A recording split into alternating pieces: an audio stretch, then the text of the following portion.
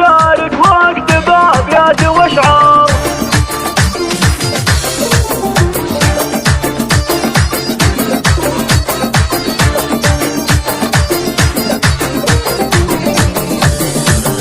حبيت اشارك واكتب ابيات واشعار، واكتب من بيوت القصيد الجزالي جعل الفرح في بيتكم يا اهل الدار دايم على طول الزمن والليالي. مبروك اقوله عند ما هلت امطار، مبروك يا بنت الحسب يا معالي. الله يديم افراحك يا امرار وامرار، يم الدلع يم الحسن والدلالي. والقصائد الشعرية والشعر بالموسيقى وبدون موسيقى. شهادة من زالها كل عالي، حتى بيوت الشعر